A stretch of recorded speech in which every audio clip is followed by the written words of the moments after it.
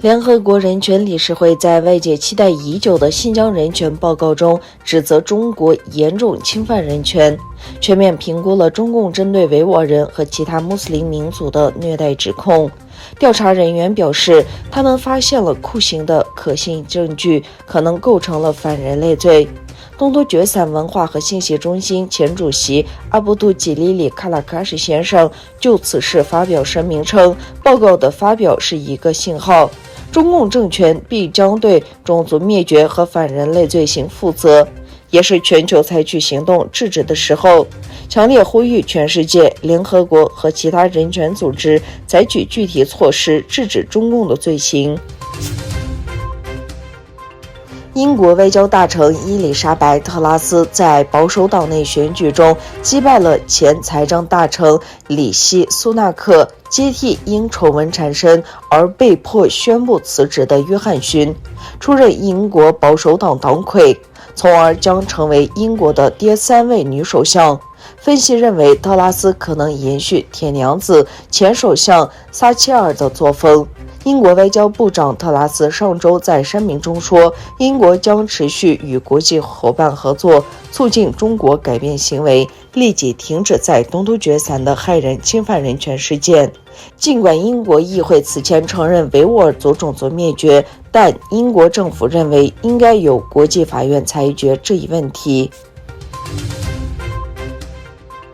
人权观察昨天表示，中国当局大幅扩张警务活动，包括在西藏自治区各地市镇与农村任意采集居民 DNA。这些大规模 DNA 采集行动似乎正在西藏自治区全部7个行政区实施，没有公开证据表明人们可以拒绝参加，或警方握有足以支持采集行为的可靠犯罪证据。外泄资讯显示，警方不必握有可靠的犯罪证据，就可要求居民提供 DNA， 而后者无法拒绝。特天气，四川西部的甘孜州泸定县星期一下午1时发生 6.8 级地震，上会成都和重庆等地明显感受到震动。据人民日报客户端消息，截至9月5日晚上，地震造成的死亡人数已达到46人，16人失联，50人受伤。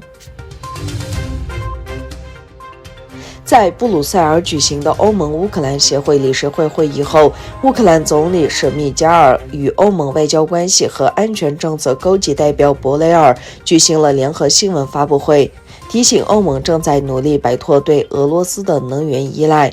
施加密尔说，目前我们的天然气仓库中有300亿立方米的天然气，我们将提供其中一些给我们的欧洲合作伙伴。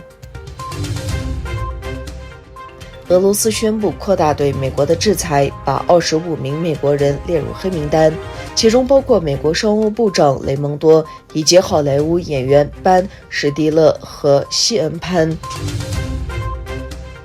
据报道，2022年1月到7月，哈萨克斯坦向欧洲出口了 3.718 亿美元的煤炭。在此期间，哈萨克斯坦向欧洲国家出口了640万吨煤炭，达到了该领域的创纪录水平。